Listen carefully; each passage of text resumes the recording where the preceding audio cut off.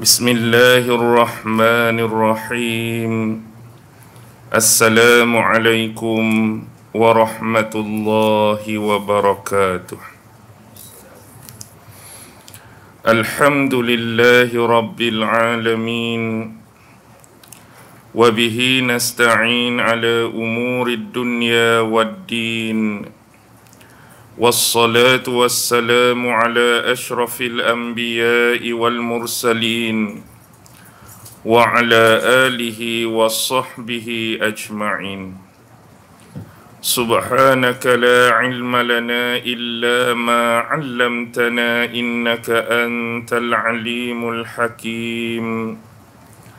Qala rabbi shrah li sadri wa yassir li amri wahlul 'uqdatam min lisani yafqahu qawli. Allahumma yassir wa la tu'assir. Allahumma salli ala sayyidina Muhammad wa ala alihi wa sahbihi wa sallim. Wa la hawla wa la quwwata illa billahil aliyyil azim. Amma ba'd. Alhamdulillah, syukur kehadrat Allah subhanahu wa ta'ala, kerana dengan limpah kurnia, rahmat, kasih sayang dan inayah daripada Allah subhanahu wa ta'ala, alhamdulillah, pada malam ini sekali lagi kita sama-sama dapat dipertemukan dan ditempatkan oleh Allah subhanahu wa ta'ala pada sebaik-baik tempat. Dan saya kira hampir 2 tahun dah kerana COVID-19 ni. Jadi alhamdulillah, mudah-mudahan pertemuan ini senantiasa beroleh rahmah dan barakah dari sisinya insya-Allah. Tuan-tuan hadirin yang dirahmati sekalian, berbekalkan masa yang ada, marilah sama-sama kita mengambil manfaat dengan membaca, merenung, menghayati dan mentadabbur sepotong ayat yang difirmankan oleh Allah subhanahu wa ta'ala di dalam surah Al-An'am, merujuk ayat yang ke-7, yang mana Allah subhanahu wa ta'ala berfirman, A'udzu billahi minasy syaithanir rajim. Walau nazzalna 'alaika kitaban fi qirtasin falamasuhu biaydihim laqala alladhina kafaru in hadza illa sihrun mubin. Surah Al-An'am ayat yang ke-7. Firman Allah subhanahu wa ta'ala, walau nazzalna 'alaika kitaban, dan kalaulah sekiranya kami menurunkan kepadamu wahai Muhammad satu kitab ataupun bentuk tulisan, fi qirtasin, yang mana tulisan tersebut berada pada lembaran-lembaran ataupun helaian-helaian kertas, falamasuhu biaydihim, dan mereka dapat memegang ataupun menyentuh dengan tangan-tangan mereka, laqala allazina kafaru, nescaya orang-orang yang kafir, kufur dan ingkar itu, in hadza illa sihrun mubin, mereka tetap akan mengatakan ini tidak lain dan tidak bukan kecuali adalah sihir yang nyata. Baik, ini adalah merupakan ayat-ayat awal di dalam surah Al-An'am, iaitu ayat yang ke-7. Sebelum kita membicarakan tentang penafsiran bagi ayat ini, sukacita kita bagi sedikit informasi ataupun pengetahuan berkaitan dengan surah Al-An'am. Al-An'am ini dalam bahasa Melayu kita sebut sebagai binatang ternak, haiwan ternak. Dia adalah jamak daripada perkataan na'am. Na'am dalam bahasa Arab ni ada salah satu makna dia ialah unta. Unta. Jadi bila dia ni jadi plural, jamak, dia jadi surah Al-An'am, iaitu merujuk kepada binatang-binatang ataupun haiwan-haiwan ternak. Jadi apakah hubungan nama surah ini dengan penceritaan dan pemberitaan yang Allah nak bagi tahu kepada kita? Kerana ada sebahagian daripada akidah kesyirikan kafir-kafir musyrikin di Mekah yang berkaitan dengan binatang ataupun haiwan ternak, iaitu dengan cara mereka mengkhususkan jenis-jenis binatang tertentu untuk dijadikan sebagai korban ataupun ritual untuk penyembahan berhala-berhala mereka.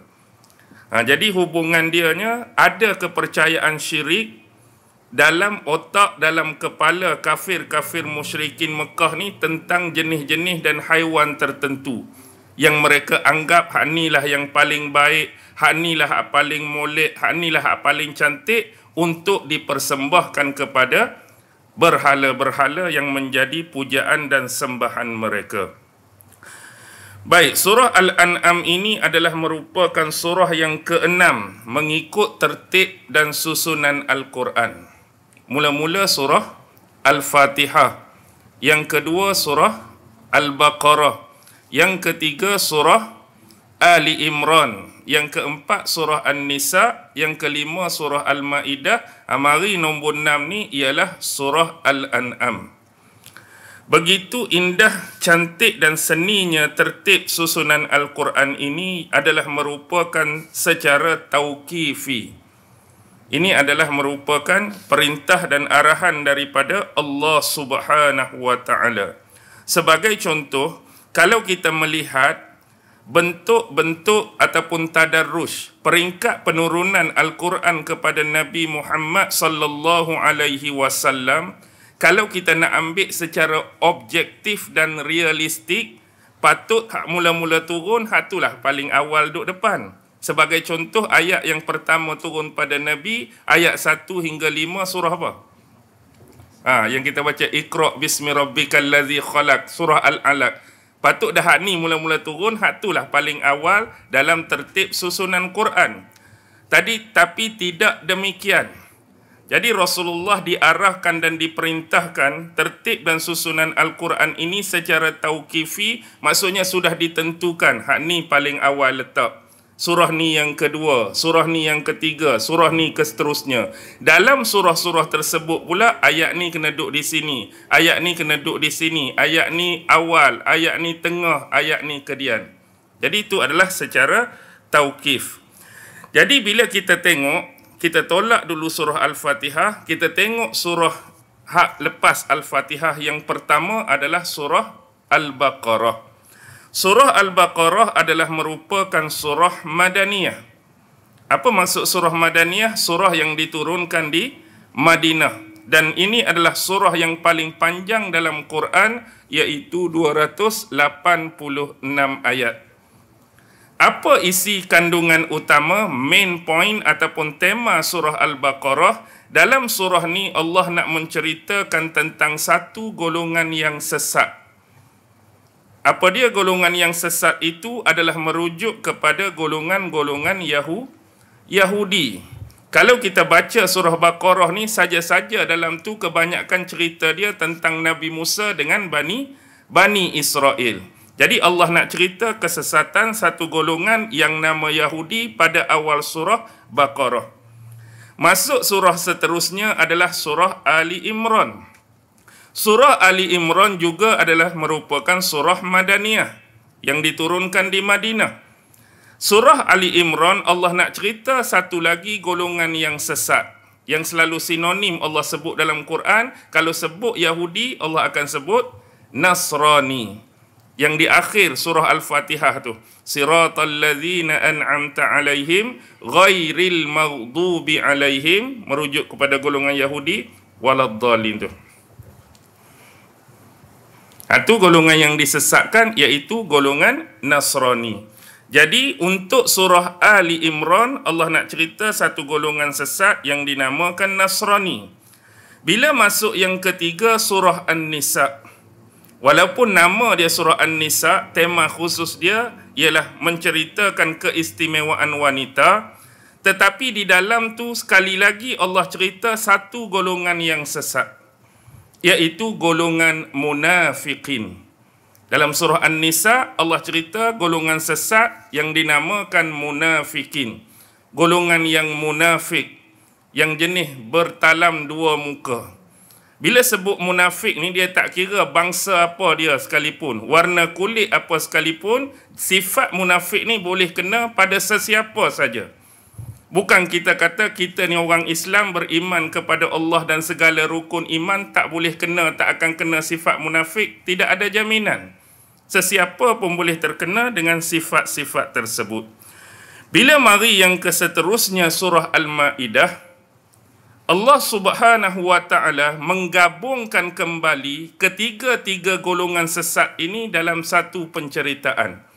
Maksudnya Baqarah cerita golongan Yahudi, Ali Imran cerita golongan Nasrani, mari An-Nisa golongan munafikin, mari Al-Ma'idah dia cerita lagi pasal Yahudi, dia cerita lagi pasal Nasrani, dia cerita lagi pasal munafik. Dan semua surah-surah tersebut adalah Madaniyah.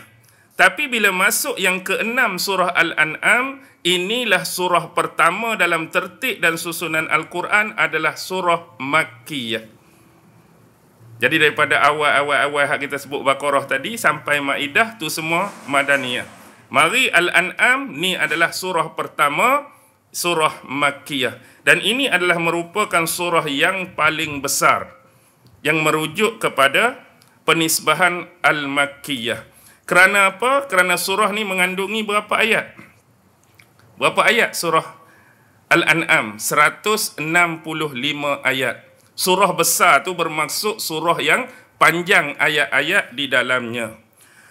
Dan Allah sekali lagi menceritakan satu golongan. Agak-agak golongan mana? Yahudi dah cerita, Nasrani dah cerita, munafik dah cerita. Bila saya sebut makna Al-An'am tadi dengan hubungan dia, boleh agak tak? Tentang akidah kaum musyrikin. Ni Allah nak cerita pula satu lagi golongan yang sesat, iaitu golongan musyrikin. Makna musyrikin ialah mereka yang mempersekutukan, ataupun bahasa kitab lama orang tua kita sebut menduakan Allah, mensyarikatkan Allah. Jadi surah Al-An'am ni nak cerita golongan musyrikin, khususnya terkait dengan golongan musyrikin Mekah yang hidup semasa dan sezaman dengan dakwah Rasulullah sallallahu alaihi wasallam. Baik, bilakah surah Al-An'am ini diturunkan? Surah Al-An'am ini diturunkan secara umumnya, ulama-ulama menyebut setahun sebelum berlakunya peristiwa hijrah Nabi Muhammad sallallahu alaihi wasallam ke bumi Madinah. Jadi informasi ini dapat memberikan maklumat ataupun pengetahuan kepada kita. Rasulullah berdakwah di Mekah berapa tahun? 13. Di Madinah 10. Itulah tempoh dakwah Nabi sampai baginda wafat 23 tahun. Jadi bila kita dah faham Rasulullah berdakwah di Mekah 13 tahun, surah ni turun setahun sebelum hijrah. Bermaksud dah hampir 12 tahun Rasulullah mendakwahkan, mentabligkan firman-firman dan wahyu Allah ni kepada golongan musyrikin Mekah. Bukan satu masa yang pendek tu. Orang yang duk hari-hari bercakap, berceramah, ajak, seru orang lain masuk Islam dalam tempoh 12 tahun ni bukan pendek tuan-tuan. Bukan singkat tuan-tuan. Tu tempoh yang panjang, tempoh yang lama. Walaupun tempoh tu panjang dan lama, walhasilnya golongan musyrikin Mekah, mereka ni menerima dakwah Nabi ke, mereka malah menentang dakwah Nabi. Mereka tetap dengan keras pedai mereka, keras kepala mereka, keras hati mereka untuk menerima kebenaran yang dibawa oleh Nabi Muhammad. Walaupun tempoh itu panjang. Baik, sekarang surah ni diturunkan pula bila waktunya. siang ke malam. Jadi surah ni diturunkan pada waktu malam. Ada disebutkan di dalam muqaddimah surah Al-An'am di dalam tafsir Ibnu Katsir, yang mana Atha, Ikrimah dan Al-Aufi mengatakan daripada Ibnu Abbas bahawa surah ini diturunkan pada waktu malam. Dan kalau kita melihat kepada riwayat-riwayat yang ada, 6 hingga 7 riwayat yang dikemukakan oleh Imam Ibnu Katsir, dia ada sedikit perbezaan. Ada riwayat menyebut surah ni turun sekaligus kepada Nabi Muhammad. Tetapi ada ulama yang mengatakan hampir keseluruhan secara penuh. Maksudnya di situ menunjukkan ada beberapa ayat yang menjadi ayat madaniyah. Faham? Satu tu riwayat menyebut hampir keseluruhan, seolah-olah satu surah ni semua diturunkan secara sekaligus. Tapi riwayat lain menyebut ada beberapa ayat turun secara madaniyah di Madinah, dan keseluruhan besar tu adalah merupakan surah Makkiyah. Jadi untuk mendapatkan informasi yang lebih jelas, kalau tuan-tuan baca dalam muqaddimah surah Al-An'am tafsir Ibnu Katsir, dia ada menyebutkan 9 ayat daripada surah Al-An'am adalah ayat-ayat madaniyah. Jadi bila kita dah dapat seluruh satu surah tu 165, tolak 9 ayat yang dianggap ayat madaniyah, baki tinggal berapa? 165 tolak 9. 156. Jadi dikatakan kita boleh dapat di sini 156 diturunkan secara sekaligus. Jadi baki lagi ada 9. Jadi bila sebut ada baki, kita confirm nak tahu. Sebab ini berkaitan dengan wahyu, berkaitan dengan ayat-ayat Quran. Dan Imam Ibnu Katsir telah menyediakan informasi tersebut dengan jelas untuk kita. 9 ayat tu, ayat yang pertama ayat 20. Ayat yang kedua ayat 23. Ayat yang ketiga ayat 91. Ayat yang keempat ayat 93. Ayat yang kelima 114. Ayat yang keenam 141. Ayat yang ketujuh 89, dia berderetan 151, 152, 153. Jadi ayat-ayat yang berjumlah 9 yang saya sebutkan tadi, 20, 23, 91, 93, 114, 141, 152, 151, 152, 153, itu adalah ayat-ayat madaniyah yang terkecuali daripada ayat-ayat Makkiyah yang diturunkan sebahagian besar tadi. Baik, ada satu riwayat daripada banyaknya riwayat yang dikemukakan adalah daripada riwayat Sufyan Ats-Tsauri. Sufyan Ats-Tsauri meriwayatkan daripada Lais. Lais meriwayatkan daripada Syahru ibnu Hausyab daripada Asma binti Yazid. Yang mana Asma mengatakan ketika turunnya surah Al-An'am ni kepada Rasulullah sallallahu alaihi wasallam, keadaan Rasulullah pada waktu tu berada di atas tunggangan seekor unta. Jadi kes ni nak cerita tentang waktu turunnya surah Al-An'am tu, waktu tu Rasulullah tengah menaiki seekor unta. Jadi kenapa Asma binti Yazid boleh cerita kisah ni? Sebab orang yang memegang tali kendalian unta, hak pegang tali unta tu adalah diri dia. Dia yang pegang tali kendalian unta, yang mana unta tu Rasulullah ada di atas tu. Jadi surah ini diturunkan kepada Rasulullah. Dia nak cerita tentang betapa beratnya surah ini, yang mana bila surah ni turun, hampir mematahkan tulang-tulang unta yang dinaiki oleh Rasulullah tu, nak menceritakan betapa beratnya surah ini. Faham tak? Nak cakapnya surah ni adalah surah yang mulia, surah yang besar, menceritakan tentang perkara yang penting. Baik, surah ni diturunkan, kalau ikut susunan dia, selepas surah Al-Hijr. Dalam Quran ada satu surah nama surah Al-Hijr. Selepas surah Al-Hijr turun, barulah diturunkan surah Al-An'am kepada Rasulullah sallallahu alaihi wasallam. Baik, kembali lagi tentang persoalan surah Al-An'am. Apakah isi-isi utama yang Allah nak ceritakan berkaitan surah Al-An'am? Bila kita tengok dan kita tahu Surah Makkiyah pasti tema penceritaan dia tak sama dengan surah Madaniyah. Surah Makkiyah banyak berbicara mengenai peringatan, banyak berbicara mengenai ancaman. Maksudnya peringatan dan ancaman kepada orang yang menentang Allah, menentang Rasulnya, menentang syariat dan agamanya.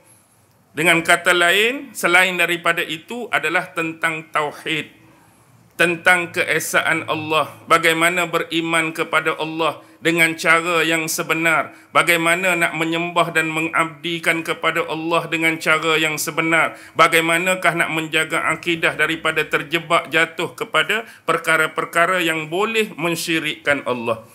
Itu tema umum tentang ayat-ayat yang berkaitan dengan Makkiyah. Walau bagaimanapun, kalau kita tengok, secara umum surah ni boleh dibahagikan kepada dua bahagian. Konteks pembahagian. Bahagian yang pertama, ayat 1 sampai ayat 117. Itu menceritakan tentang akidah syirik. 1 sampai 17 berkaitan dengan akidah-akidah yang boleh mensyirikkan Allah. Baki dia 118 sampai akhir 165 menceritakan tentang amalan-amalan yang boleh jatuh syirik pada Allah. Boleh faham dua bahagian secara umum. Satu berbentuk akidah yang syirik, yang kedua berbentuk amalan-amalan yang boleh terjebak dengan kesyirikan kepada Allah. Dan ada juga ulama-ulama yang membahaskan dari sudut lain, iaitu seperti membahagikan surah ini kepada surah Ayyamillah dan kepada surah Alaillah. Apa maksud surah Ayyamillah? Ayyamillah bermaksud hari-hari Allah. Jadi bila sebut hari-hari Allah, jangan faham macam hari kita ni, kita ada hari Ahad, hari Isnin, hari Selasa. Tak. Yang dimaksudkan dengan hari-hari Allah merujuk kepada ayat-ayat yang Allah cerita dalam Quran tentang umat-umat yang sebelum Nabi Muhammad sallallahu alaihi wasallam, umat-umat terdahulu yang mana sifat dan kes mereka yang dahulu tu persis hampir sama dengan apa yang berlaku kepada Nabi Muhammad waktu tu. Dengan kata lain, umat-umat yang bila didatangkan Nabi dan Rasul pada mereka, mereka bukan nak beriman kepada Nabi itu, tapi malah mereka menentang Nabi itu, mereka lawan Nabi itu, bahkan hampir tahap mereka melabelkan macam-macam. Bak tohmah, bak caci, bak maki ni biasa. Hak lebih jauh ada yang sampai utusan-utusan Allah ni dibunuh oleh mereka. Dan bukan setakat tu saja, Allah juga menceritakan peringatan kepada mereka supaya mereka kembali pada Allah, bertaubat pada Allah. Tetapi bila mereka tak mau buat itu, mereka menerima ancaman daripada Allah dalam bentuk musibah, dalam bentuk hukuman. Contoh kita tengok umat Nabi Nuh.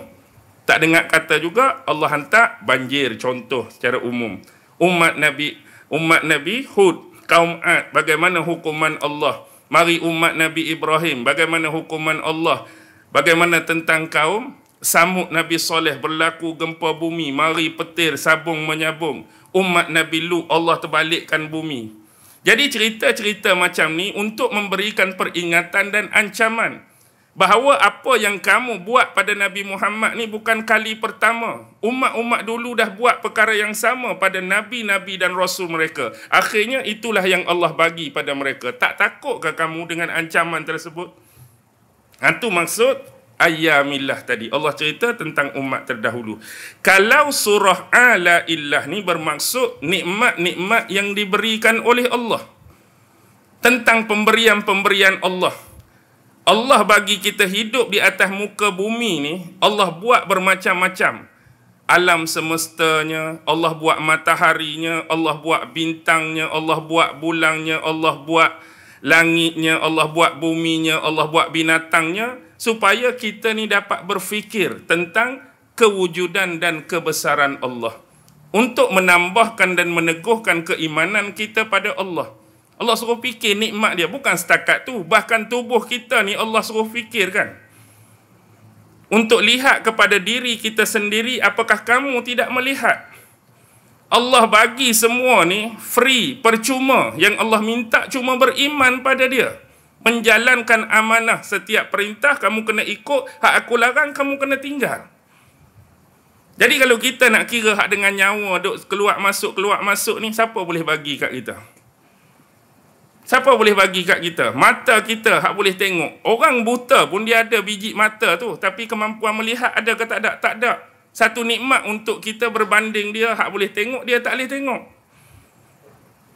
Kita pula ada telinga. Orang pun ada cuping juga, tapi dia tuli, kita katakan. Dia tak dapat dengar, walaupun cuping telinga dia sama macam kita. Kita alhamdulillah, bersyukurlah.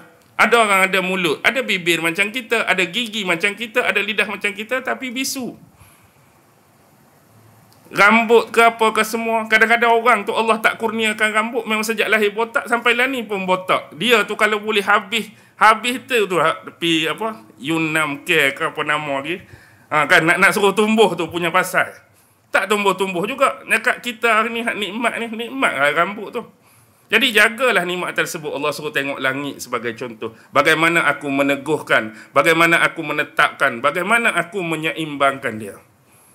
Dan bukan sekadar tengok, Allah suruh ambil pengajaran. Maksudnya dengan langit yang tetap dan seimbang, bawa benda tu dalam hidup kita. Maksudnya hidup kita pun kena tetap, kena kukuh, kena seimbang. Dengan kata lain, berlaku adil dalam setiap kehidupan. Berlaku adil. Pada orang ke, pada tumbuhan ke, pada binatang ke, pada apa juga keadaan, Allah suruh kita duduk tengah-tengah. Kalau terlebih, kita akan jadi gulu, melampau. Kalau terlambat, kita akan jadi beku ataupun jumuk, ketinggalan. Jadi duduk tengah-tengah. Jangan terlebih, jangan terkurang. Baik. Seterusnya, Allah juga menceritakan beberapa perkara yang saya kira kalau kita tinggalkan benda tu, jadi macam penting juga. Antaranya ialah Allah menceritakan 7 perkara. Apa dia 7 perkara tu? 7 perkara ini ialah bentuk kekeliruan ataupun kesamaran yang berlaku kepada golongan-golongan musyrikin Mekah. 7 kekeliruan, 7 kesamaran, dan Allah cerita satu persatu kekeliruan tersebut dan Allah bagi siap jawapan-jawapan tu. Tu 7 yang pertama. Yang kedua, dalam surah ni juga Allah menceritakan 7 kaedah, 7 gaya, 7 teknik bagaimanakah cara kita nak menyampaikan, mentablilkan wahyu Allah ini dengan cara yang terbaik. Al-Quran ni firman Allah. Dalam ni ada ilmu, dalam ni ada isi kandungan tertentu. Jadi Allah sebut 7 cara bagaimanakah kaedah yang terbaik. Ilmu hak dalam ni tu cara kita nak sampaikan kepada orang lain. Ada kaedah dia, ada gaya dia, ada bentuk dia. Allah cerita 7 jenis.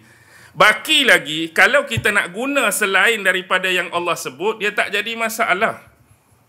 Kita ni, apa yang kita sebut, apa yang kita sampai, matlamat dia janji benda tu sampai pada orang lain, dia dapat terima benda tu dan beramal dengan benda tu.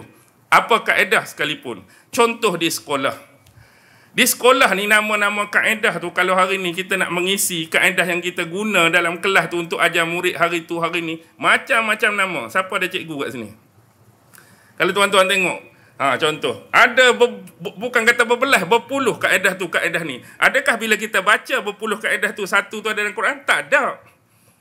Tapi kita guna sebagai pemudah cara untuk menyampaikan sesuatu ilmu. Tu tak jadi masalah. Tapi bila Allah kata ni 7 cara terbaik untuk kita sampaikan wahyu, kita guna hak ni pun boleh, guna kaedah yang kita rasa paling sesuai pun tak ada masalah.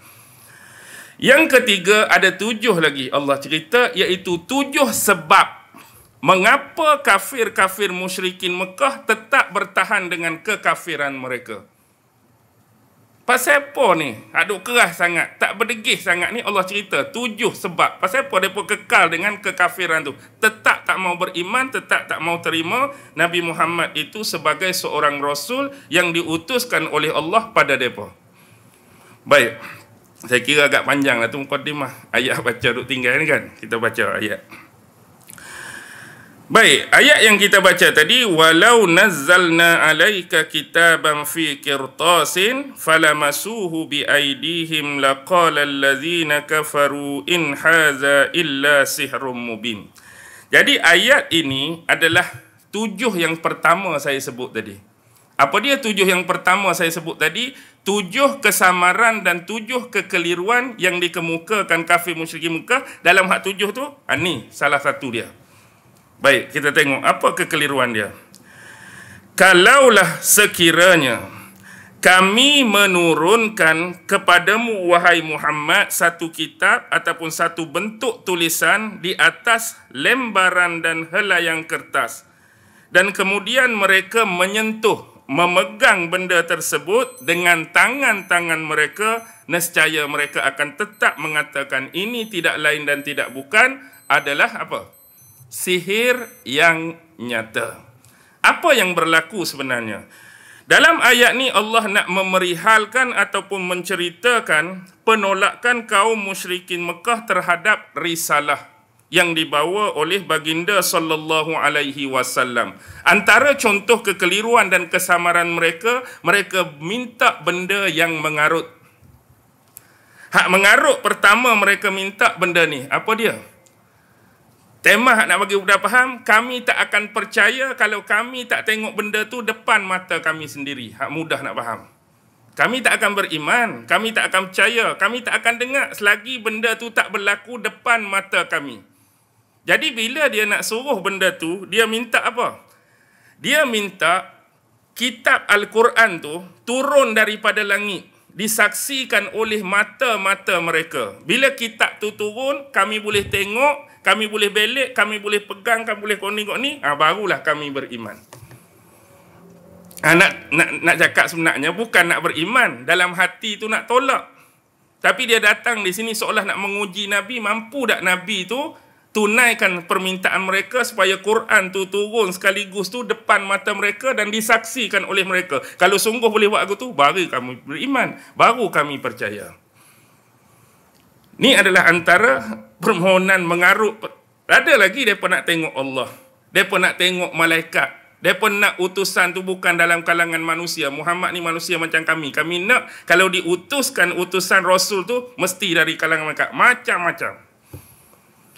Jadi ini adalah yang pertama. Baik. Imam Ibnu Abbas pupu kepada Rasulullah sallallahu alaihi wasallam mengatakan apa yang dimaksudkan dalam ayat ni adalah gambaran Al-Quran itu tergantung di antara langit dengan bumi. Tapi perbahasan lebih panjang nak bagi mudah faham, tuan-tuan boleh rujuk di dalam tafsir Al-Jami' li Ahkamil Quran Imam Al-Qurtubi. Salah satu tafsir yang muktabar, tafsir yang besar. Apa Imam Qurtubi syarah berkenaan dengan ayat ni? Imam Qurtubi kata, perbahasan mengenai ayat ni terbahagi kepada 2 bahagian. Hasil daripada permintaan tadi, bagaimanakah gambaran bentuk Al-Quran ni nak diturunkan? Sebagaimana hak mereka minta tu, turun daripada langit depan mata kami. Perbahasan yang pertama, maksudnya Quran itu diturunkan oleh seorang malaikat. Quran tu diturunkan oleh seorang malaikat, tak kira lah malaikat apa, khususnya kalau kita kata turun wahyu ni malaikat apa? Jibril. Jadi Jibril buat turun tu dah pegang satu kitab yang siap lengkap, yang siap tertulis, turun. Dan kami nampak Jibril tu pegang Quran, kemudian mengesahkan ni adalah wahyu daripada Allah. Kami pun boleh ambil sat Quran tu, oh betul ni, betul, kami boleh belik, kami boleh pegang, kami boleh tengok, baru kami beriman. Sampai tahap tu.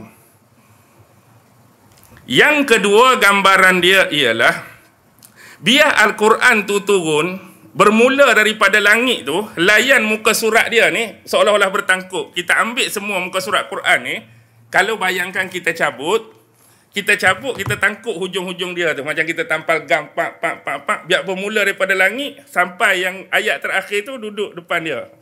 Tak muka surat tu. Boleh faham keadaan tu? Saya pun tak kerti nak gambarkan, nak bagi mudah faham. Jadi pam.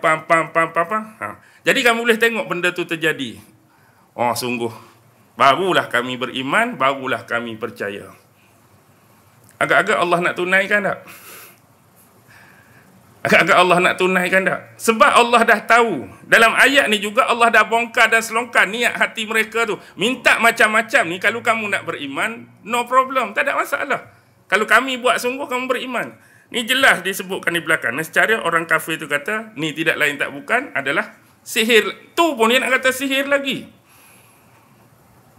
Walaupun berlaku tu depan mata mereka. Baik. Sebenarnya, ada riwayat yang menyebutkan hasil mereka minta macam ni kerana apa? Kerana bila Nabi Muhammad datang, Nabi Muhammad membacakan wahyu-wahyu kepada mereka dan mendakwa ini adalah firman daripada Allah, wahyu daripada Allah untuk disampaikan kepada kalian. Tapi mereka menolak bahawa Muhammad itu pesuruh Allah. Dengan kata lain, Muhammad claim saja. Muhammad menipu dan dakwa saja dia Nabi. Dia bukan Nabi. Kemudian dia dakwa apa yang dia sebut tu sebagai firman Allah. Kalau lagu tu siapa-siapa boleh sebut. Mari pada kami baca ayat tertentu, dakwa dia Nabi, dakwa tu ayat Quran. Dan satu lagi, apa yang dia sebut tu tak ada sumber dia. Yang dia sebut tu tak ada sumber. Sekurang-kurang dia nak tahu apa yang kamu sebut tu wahai Muhammad, kamu baca kat mana? Ambil kat mana? Faham tak maksud dia? Okey, ustaz yang ustaz duk ajak, ustaz duk sebut tu, tang mana ambil tu?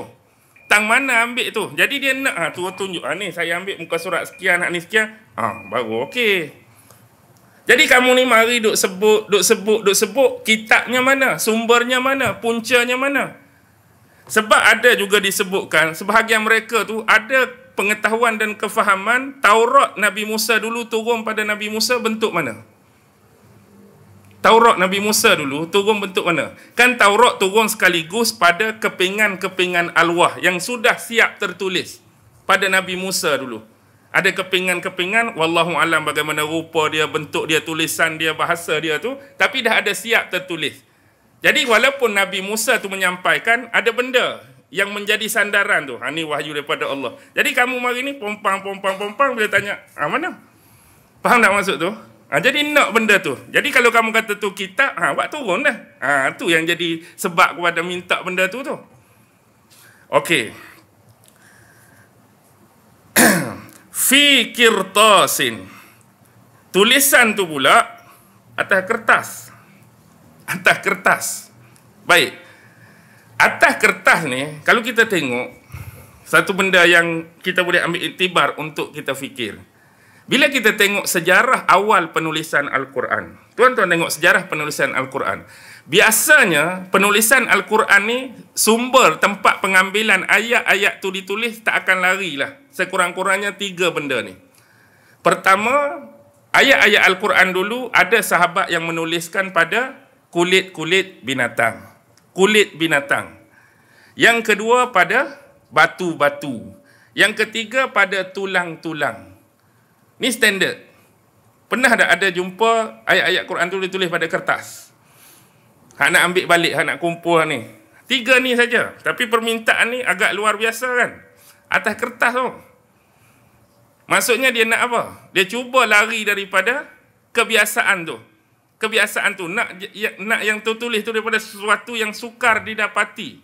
Sekurang-kurangnya kertas tu tak sukar. Di Mesir dah ada kertas papyrus. Ada tempat-tempat lain yang ada jenis macam-macam hampir mirip kertas sebagai objek penulisan tu. Tapi bila minta macam ni, kerana apa minta kertas tu? Kerana falamasuhu biaidihim. Mereka boleh sentuh, boleh raba, boleh jamah dengan tangan-tangan mereka. Bermaksudnya, mereka cuba menguatkan idrak, capaian atau kemampuan basori itu kepada kemampuan apa? Kepada kemampuan basyari mereka. Macam ni contoh dia. Kalaulah kata boleh tengok sungguh pun, turun tadi kan, mungkin mata kami ni tertipu oleh permainan Muhammad. Mungkin Muhammad buat satu sihir yang gambaran kita nampak Quran tu turun. Jadi nak menguatkan lagi bahawa mereka ni tak disihir. Jadi bila Quran tu turun, biar dalam bentuk ni, bentuk kertas. Bukan kata nampak dalam bentuk kertas dengan mata tu, tapi biar tangan kami tu boleh pegang lah, nak mengecek lagi, nak mengesahkan lagi, nak confirmkan lagi. bahawa mata kami hak nampak Quran turun tu bukan ditipu, bukan disihir. Biasalah kan orang nak mengesah lagi. Sebab kadang-kadang apa yang kita tengok tak semestinya apa yang sebenar. Faham tak maksud saya tu? Jadi bila turun tadi, atas kertas sungguh dah ni. Macam mana? Ya betul. Kita boleh jamah. Barulah kami nak confirm. Ni setakat kalau tak ada sentuh dengan tangan atas kertas tadi turun. Mungkin mata kami ni disihir oleh Muhammad, ditipu oleh Muhammad sehingga kami nampak macam tu.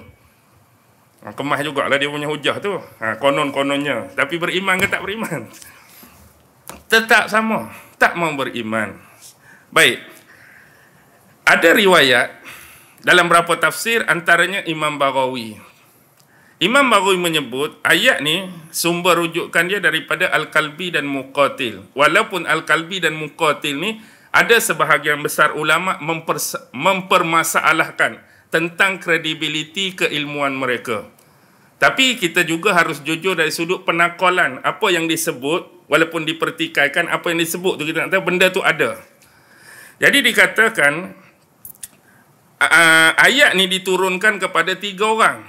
Pertama, Nadhar bin Haris, yang kedua Abdullah bin Abi Umayyah, dan yang ketiga ialah Naufal bin Khuwailid.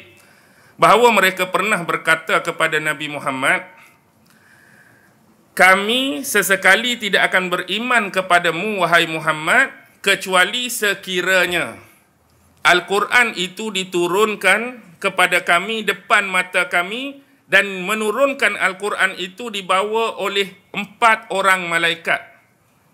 Yang mengiringi Al-Quran itu turun 4 orang malaikat, yang mana bila malaikat ni turun, malaikat ni mengesahkan, bagi confirmation, kami ni malaikat, ni adalah wahyu daripada Allah, firman daripada Allah, betul-betul daripada Allah, dan kami juga bagi confirmation, Muhammad ni adalah pesuruh Allah. Baru kami beriman. Ada yang mengatakan disebabkan perkataan ni lah ayat ni diturunkan kepada Nabi Muhammad sallallahu alaihi wasallam. Tu riwayat lah. Okey. Cara malaikat ni turun, kalau kita tengok surah Al-An'am ni, antara istimewa dia bila sebut malaikat ni, surah ni Jibril yang menurunkan kepada Rasulullah diiringi dengan 70,000 malaikat. Waktu surah Al-An'am ni turun, 70,000 malaikat. Ramai tu. Jadi kita kena buang salah satu pesimis ataupun persepsi, persangkaan yang salah dan silap yang biasa ada orang kampung ni, dia punya pandangan macam ni. Jadi kesilapan tu kita kena betul. Ada yang anggap bila Jibril turun dengan 70,000 malaikat ni, seolah-olah nak jaga Quran tu, takut tengah jalan ni syaitan dengan iblis ni pi rampas, pi curi wahyu tu. Ada yang tanya jenis lagu tu. Dia berasa, ni bahaya ni kalau tengah jalan ni Jibril seorang ni dirampas ke di macam mana, jadi kita turun 70,000. Kalau syaitan dengan iblis tak payah 70,000 tu. Kalau nampak Jibril, jumpa Jibril agak-agak lagu mana? Cerit-berit awal lagi syaitan iblis ni. Tak perlu kata 70,000 tu. Jadi 70,000 di sini nak menunjukkan apa? Kemuliaan surah tersebut. Sampai begitu besar jumlah malaikat turun bersamanya, kemuliaan. Analogi yang cukup mudah macam ni lah. Kalau seseorang yang istimewa, ada pangkat, ada kedudukan yang besar, contoh dalam negara kita, datang nak turun melawat kampung kita, kawasan kita. Contoh, dengar cerita Perdana Menteri nak mai, yang di Pertuan Agong nak turun. Biasanya dia akan turun seorang ke ramai-ramai. Dia akan diiringi tu. Diiringi di situ menunjukkan apa? Kedudukan dia tu, kemuliaan dia tu. Jadi menunjukkan kemuliaan surah tu diturunkan. Bila teringat tu kita sebutlah. Okey. Satu lagi, Allah juga nak bongkar apa? Nak bongkar kebodohan mereka, kedunguan mereka. Tuan-tuan tengok ayat tadi. Secara zahir, apa yang mereka minta tu, kita nampak bagus ke tak bagus? Kita nampak bagus ke tak bagus? Kalau nak kami percaya pada kamu, biar turun Quran tu disaksikan oleh mata kami sendiri. Dan kami boleh jamah, kamu boleh sentuh, baru kami beriman. Nampak bagus ke tak bagus permintaan tu? Nampak bagus. Tapi di situ juga terselit kedunguan dan kebodohan mereka. Secara umum, sebelum saya sebut benda tu, secara adat kebiasaan, tak menjadi kesalahan sekiranya kita meminta bukti dari seseorang atau sesiapa untuk memperkuat dan memperteguhkan kepercayaan kita, tak jadi masalah secara umum. Contoh, ada orang nak jual kereta. Oh, saya ada kereta sebiji, tapi 8 tahun lepas lah kereta tu TikTok, hari-hari saya cuci, hari-hari saya wet, hari-hari saya kilat. Pendek kata cerita pasal kereta tu, bagus. Tapi tak salah kalau kita kata, hang duk cerita tu tak apalah, aku percayalah. Tapi kalau boleh aku nak tengoklah kereta tu sendiri lagu mana. Salah ke tak salah? Tak salah. Sebab untuk meneguhkan kepercayaan, dia cakap macam-macam TikTok tu, TikTok ni tu, ni kereta dia. Macam contoh kita lah, berkaitan dengan orang Islam. Kita selalu tengok gambar Kaabah bagi yang masih belum jejakkan kaki ke tanah suci. Tak pernah pergi Mekah, tak pernah pergi Madinah. Ni Kaabah. Dan kita letak keyakinan Kaabah tu ada sungguh, wujud sungguh. Wujud sungguh daripada penceritaan, daripada pengalaman orang tu, ada sungguh. Jadi lagi kuat atau lagi kemah kalau kita pernah pergi sana. Tengok dengan mata kepala sendiri, lalu kot tepi Kaabah, sentuh Kaabah, cium Hajar Aswad, lagi kuat tak kita percaya tuan-tuan? Lagi kuat. Tak salah. Macamlah tadi, setakat tengok Kaabah, walaupun duduk depan Kaabah, mungkin kita kata, halusinasi. Kenapa? Jadi bila kita pergi boleh sentuh Kaabah tu, lagi kuat lah bila kita sentuh tu. Maksudnya aku tengok ni betul-betul, bukan kata silap pandangan mata aku. Secara umum, adat kebiasaan. Tapi kebodohan mereka terselah tang mana? Terselah bila kata umum kita mengetahui masyarakat jahiliah, Arab musyrikin Mekah ni dikenali dengan bangsa apa? Secara umum, bila sebut mereka pada zaman jahiliah tu terkenal dengan satu gelaran yang disebut bangsa yang ummi. Apa dia ummi? Nabi pun dinisbahkan dengan benda yang sama. Nabi yang ummi. Maksudnya, Nabi yang tak pandai membaca dan tak pandai menulis. Umum masyarakat Arab pada masa tu tak erti baca, tak erti tulis. Bukan bermaksud mereka bodoh. Mereka dah ada kemajuan dalam konteks mereka tersendiri. Orang bukan orang bodoh, hak berdagang sana sini, pi Syam, pi sana tu bukan tahap orang bodoh. Cuma maksud jahiliah tu sifat-sifat mereka tu. Pada masa tu, hak tak ada aturan kita panggil. Nak berzina, suka hati, bunuh anak perempuan hidup-hidup. Kemudian berjudi, tenung nasib. Maksudnya dari sudut tu mereka jahil tentang aturan yang sepatutnya ada dalam hidup mereka. Jadi kita ni kalau tengok sejarah di Mekah awal-awal, hak betul-betul ada kemahiran dan kepakaran, hak boleh baca, boleh tulis, boleh bilang dengan jari. Jadi hak lain-lain kata tak erti baca, tak erti tulis. Jadi terselah kebodohan mereka. Jadi apakah kemanfaatan sesuatu yang mereka minta daripada Nabi untuk datang pada mereka sekiranya benda tu tak dapat dijadikan sebagai manfaat untuk mereka. Contoh, alang-alang minta Quran. Minta kitab yang tertulis. Dalam keadaan diri kita tu, tak erti baca, tak erti tulis. Apa manfaat yang kita dapat daripada benda yang kita minta? Tu. Apa manfaat dia? Oi, kami nak kitab siap tertulis. Ya betul lah. Tapi kamu sendiri baca pun tak erti, tulis tak erti. Jadi apa manfaat benda yang kamu minta tu? Faham kan? Contoh orang dah kenal saya ni tak reti membaca, tiba-tiba action. Awak main kitab tu, tengok hak paling besar sekali, awak main kat saya ni. Apa keperluan orang nak ambil kitab tu bagi kat kita, dah memang tahu kita tak reti baca. Kecuali kita minta kitab tu untuk tujuan lain, hak tu lain hal. Ni hak kononnya kitab boleh baca, tiba-tiba mari, duk lah. Huruf pun tak kenal, baris pun tak kenal. Ataupun orang dah tahu kita tak erti tulis, action, mari pen tu, hak mata bulat aku tak mau, hak mata dakwah tu. Nak apa? Aku nak tulis sikit. Apa keperluan orang nak bagi alat tulis tersebut pada kita, kalau memang dah tahu kita tak erti tulis? Takut orang main ketah, main apa, duk tulis benda lain, duk cakap tu, cakap ni. Inilah tulisan aku. Keperluan tu, minta macam-macam sedangkan kamu baca tak erti, tulis tak erti. Tiada lain dan tiada bukan kerana untuk menolak. Dan Allah jelas membongkar dalam hati mereka, bagi tahu awal-awal. Macam mana pun orang ni tetap akan mengatakan ni adalah sihir yang nyata. Baik. Bila mereka tak mampu dah nak lawan hujah Nabi, itulah biasanya yang diberikan oleh orang yang nak menolak kepada orang yang mendakwahkan mereka. Cara dia ialah memberikan satu labelan. Ni tak lain tak bukan lah ni. Ni adalah bentuk sihir. Bila kata bentuk sihir, sebenarnya dia akan pergi terus pada dua benda. Kalau benda yang berlaku tu dianggap sihir, mesti ada orang yang membuat sihir tu. Automatik tuduhan yang mereka lempar, penyihir tu siapa? Penyihir tu siapa? Nabi ya. Nabi sebagai pelaku sihir, benda hak kata nak jadi macam-macam tu, olah objek sihir. Tuduh Nabi ni. Sebagai penyihir. Barang hak pelik-pelik yang mungkin kita anggap mukjizat, benda yang di luar mencari adat kebiasaan tu dianggap sebagai sihir. Tomahan. Alasan tak mau beriman, alasan tak mau menolak. Contoh sihir. Sihir ni kalau kita buka dalam kamus-kamus biasa lah. Kamus-kamus biasa bermaksud sesuatu yang memalingkan ataupun sesuatu yang kita kata menyembunyikan pandangan mata kita yang sebenar. Mata kita tu tengok satu benda lain jadi terkalih benda lain. Macam biasa orang buat sihir, ahli silap mata, dengan kecepatan tangan mereka tu, mereka cuba alihkan mata kita tu supaya tengok benda lain, tapi daripada nak buat benda lain, kata tu, pelik ni. Daripada pen tu hak patah tu tiba-tiba tangkuk balik lah. Sebenarnya tu bukan apa, silap mata kita. Cara permainan dia tu kadang-kadang dia nak suruh mata kita tu pandang satu benda lain dan masa yang sama dari konteks lain tu dia nak buat benda hak dia tu.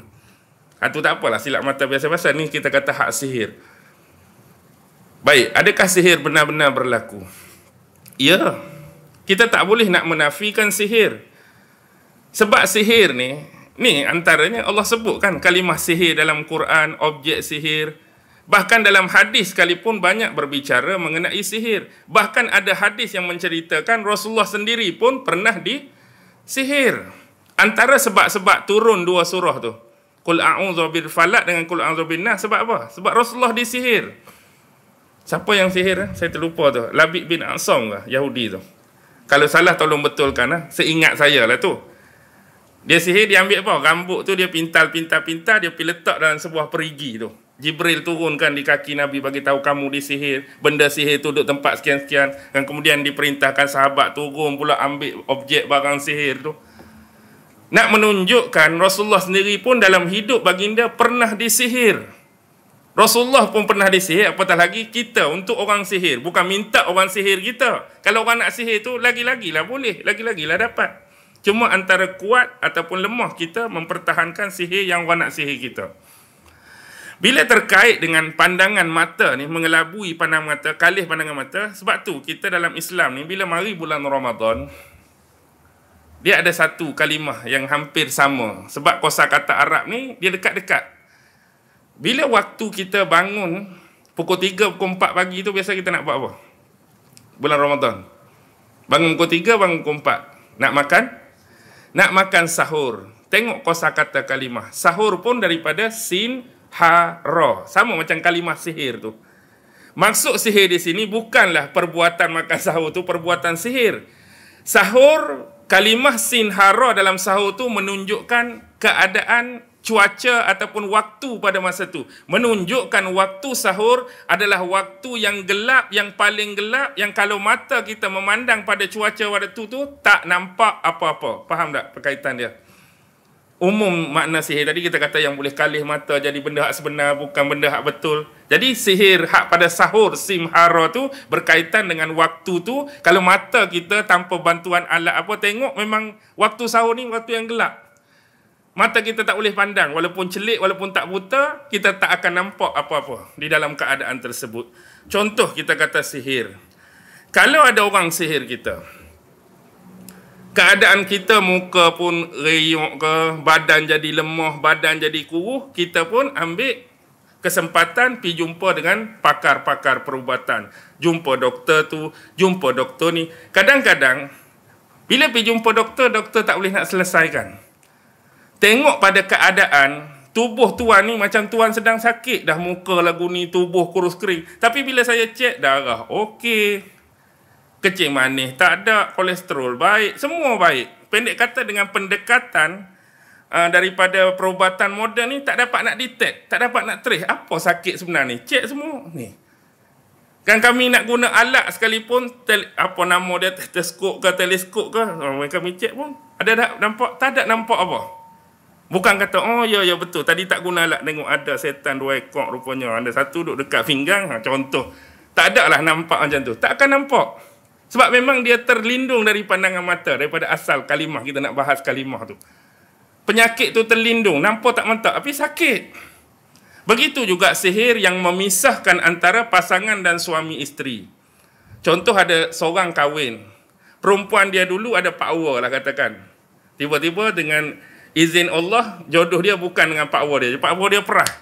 Aku dah dating dengan dia, belanja makan dia hampir 10 tahun, tiba-tiba dia kahwin dengan lelaki tu. Jadi bila tak puas, dia pergi jumpa bomoh dengan hasrat dapat memisahkan pasangan baru berkahwin ni. Jadi bila kahwin yang selama ni hidup damai, rukun, bahagia, jadi apa yang jadi? Sihir ni dia menutup mata. Bukan kata bila kena sihir wanita tu tertutup mata macam ni, tak nampak suami tak. Tengok suami, tapi dia dah terlindung kebahagiaan dengan suami sebelum ni. Dah terlindung kemesraan dengan suami sebelum ni. Dah terlindung dengan segala kebaikan hak suami dia bagi duit, suami dia bagi rumah, suami dia bagi tu. Nampak, tapi kebaikan, kemesraan, bahagia terlindung. Hak nampak suami je, nak marah. Hak nampak suami je, nak serbu. Hak nampak suami je, nak buat tu ni. Tak kita kait dengan masuk kalimah yang kata mata tadi. Tapi itulah hakikatnya yang berlaku, mereka tetap tidak mau beriman. Dan Allah sebutkan kesamaran dan kekeliruan mereka sekali dengan jawapan dia. Itu baru yang pertama daripada berapa? 7. Kalau ada kesempatan lagi, mungkin di sini ke mana-mana, kita akan baca yang kedua. Yang kedua ni minta, apa dia? Minta malaikat pula. Minta malaikat turun. Minta malaikat turun macam kawan 3 orang tu minta tadi. Kalau benar-benar Muhammad ni seorang Nabi, biar seorang malaikat turun bagi confirmation. Biar kami boleh dialog, kami tanya, wahai malaikat Jibril, sungguh ke kawan ni Nabi? Sungguh. Kalau malaikat kata sungguh, baru kami boleh. Nak suruh turun malaikat pula dah. Ini minta Quran mula-mula ni. Nak suruh turun malaikat pula. Tu kita bahas panjang ni, dah pukul 9 dah ni. Dia akan jadi pukul 12 pula. Okey, insya-Allah kita berhenti setakat ni. Mudah-mudahan walaupun satu ayat dapat memberi kefahaman yang jelas dan baik kepada kita, insya-Allah. A'udzu billahi minasyaitonir rajim. Bismillahirrahmanirrahim. Allahumma innaka ta'lam anna hadhihi al-quluba qad ijtama'at ala mahabbatik waltaqat ala ta'atik wa tawahhadat ala da'watik wa ta'ahadat ala nusrati syari'atik. فوسق اللهم رابطتها وأدم ودها واهدها سبلها واملأها بنورك الذي لا يخبو واشرح صدورها بفيض الإيمان بك وجميل التوكل عليك وأحيها بمعرفتك وأمدها على الشهادة في سبيلك إنك نعم المولى ونعم النصير وصلى الله على سيدنا محمد وعلى آله وصحبه وسلم والحمد لله رب العالمين. الله أكبر.